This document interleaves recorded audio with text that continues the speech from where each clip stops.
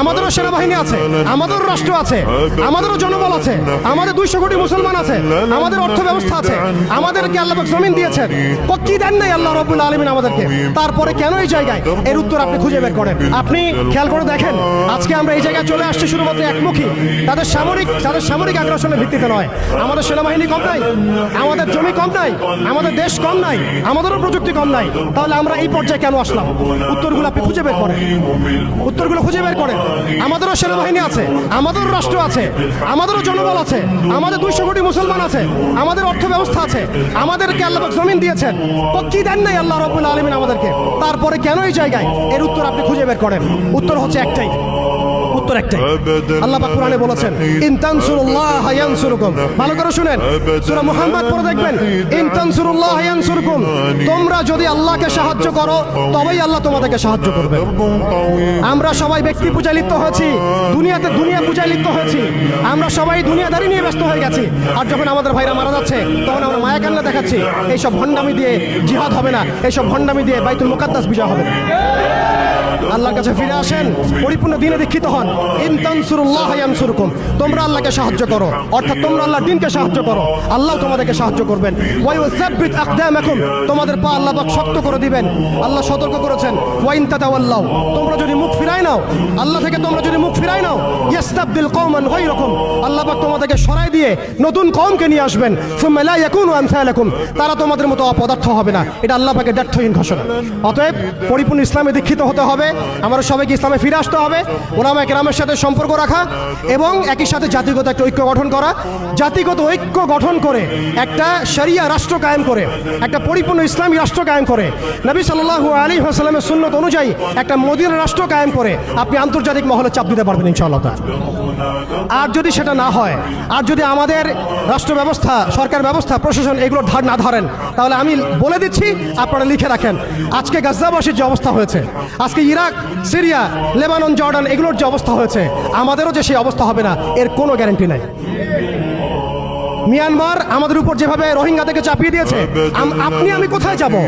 আমাদের উপর যদি এরকম অবস্থা চাপিয়ে দেওয়া হয়, আপনাকে আমাকে কি ভুটান জায়গা দিবে? আপনাকে আমাকে নেপাল জায়গা দিবে? আপনাকে আমাকে কি মায়ানমার জায়গা দিবে? আপনাকে আমাকে কি ভারত জায়গা দিবে?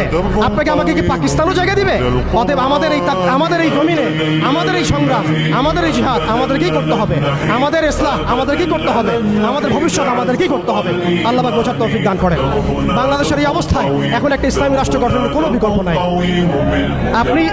আপনি আমি চাইলে লক্ষ কোটি মুসলমানকে সেখানে চাপ প্রয়োগ করে পাঠাতে পারতাম যদি আমাদের ইসলামী রাষ্ট্র থাকতো।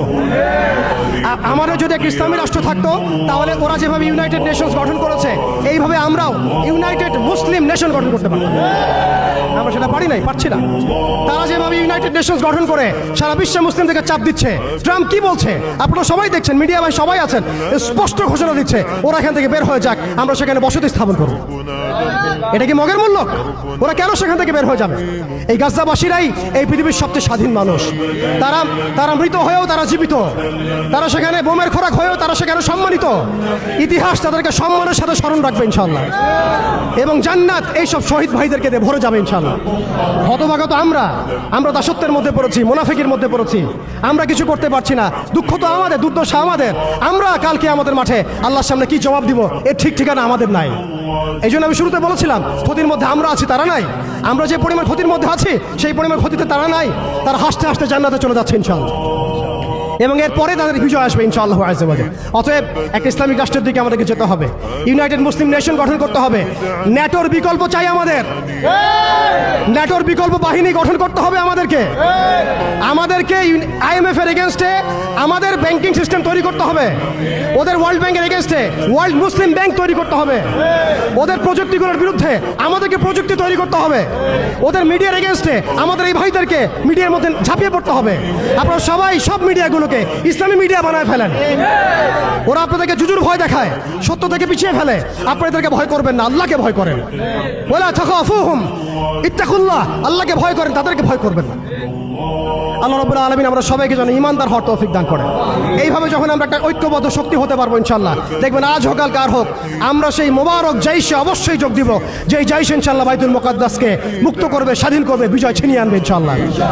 এই বিষয়ে মনের মধ্যে কোনো রকম হীনমন্যতা রাখবেন না, কোনো প্রকার সংশয় রাখবেন না, যে আগামীতে অবশ্যই সেই বাইতুল মুকাদ্দাস থেকে কালিমা লা ইলাহা ইল্লাল্লাহ মুহাম্মাদুর রাসূলুল্লাহর এই পতাকাই উড়বে ইনশাআল্লাহ তাআলা।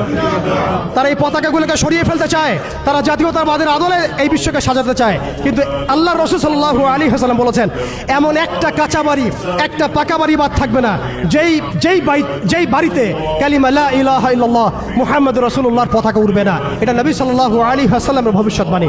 আল্লাহ পাক আমাদের সবাইকে সেই মকবুল কাফেলায় শরীক হওয়ার তৌফিক দান করেন। আমাদেরকে আল্লাহ পাক ইসলাহ দান করেন, আমাদেরকে আল্লাহ পাক সেই হারানোর সম্মান আবার ফিরায় দেন। আমাদের সবাইকে আল্লাহ পাক আবারও সেই ঈমানদীপ্ত প্রজন্ম তৈরি করার তৌফিক দান করেন। আল্লাহ পাক আমাদের সরকারকে শক্তিশালী করেন, একটা ইসলামী রাষ্ট্র গঠন করার তৌফিক দান করেন। আল্লাহ পাক আমাদের সবাইকে প্রযুক্তিগত উন্নয়ন দান করেন, অর্থনৈতিক উন্নয়ন দান করেন, মিডিয়ার উন্নয়ন দান করেন। আল্লাহ পাক আমাদেরকে স্বতন্ত্র ব্যাংকিং সিস্টেম দান করেন, স্বতন্ত্র সামরিক বাহিনী গঠন করার তৌফিক দান করেন।